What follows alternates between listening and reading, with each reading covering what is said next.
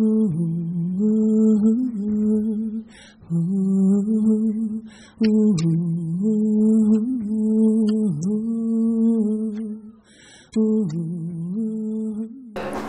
moi je suis Sarah-Jeanne Ziegler, je suis chanteuse et musicienne. Je travaille avec... Moi je suis René Olivier, je suis batteur, percussionniste et un peu multi-instrumentiste. Voilà, et on a créé donc ce spectacle, ce ciné-concert 1001 couleurs en février dernier pour le Forum des Images à Paris. Donc là on est sur le début de la tournée, quoi. Ça fait quelques mois qu'on fait des représentations de ce spectacle. Voilà, quand j'ai eu ce projet de ciné-concert, j'ai demandé à Renaud de monter ce spectacle avec moi parce qu'il était aussi sensible au très jeune public. Voilà.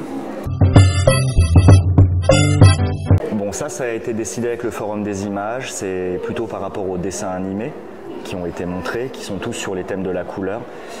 Et nous, 1001 couleurs, pour nous, c'est plutôt 1001 couleurs musicales, donc c'est 1001 sons.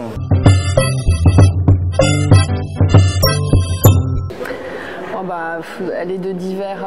En fait, on travaille soit en collant un peu à l'image, à ce qui se passe à l'image, à l'émotion qui est retranscrite dans un peu le scénario, soit on va aller un petit peu à contre-pied. Bon, voilà, c'est de la composition musicale sur l'image. Voilà. C'est un peu des morceaux, c'est un peu du bruitage, c'est un peu tout mélangé en fait. C'est un peu des émotions, c'est un peu la peur représentée par un instrument. Ça peut être. Enfin, voilà, nous on a choisi de ne pas jouer de morceaux sur tous les ciné-concerts, enfin sur tous les films, mais plutôt d'aller entre l'émotion, la couleur. Et dans un même film, on peut avoir du bruitage comme une chanson, comme du relais d'émotion en musique, quoi.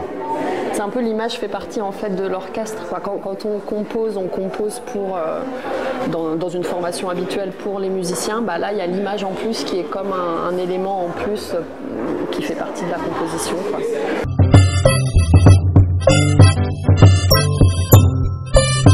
Bah non, c'est plutôt... Bah on est assez habitués en fait tous les deux, parce qu'on mène beaucoup d'ateliers dans les crèches et un peu partout pour des tout petits, donc on est habitués à ce public-là. On a utilisé aussi beaucoup d'instruments dont on sait que ça va être intéressant pour les enfants.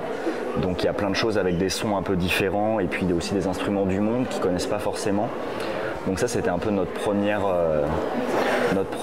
ébauche. On n'avait pas peur de ne pas les capter. Ça pour le coup, ils sont assez réceptifs et c'est vrai que la diversité des sons, des instruments, des textures sonores, ils sont dans un grand bain sonore pendant tout le spectacle. Plus les images, les 4 courts-métrages sont très beaux. Pour l'instant, vraiment, ils sont assez réceptifs et captivés. Ouais, on a mis un petit mois à mettre ça en place.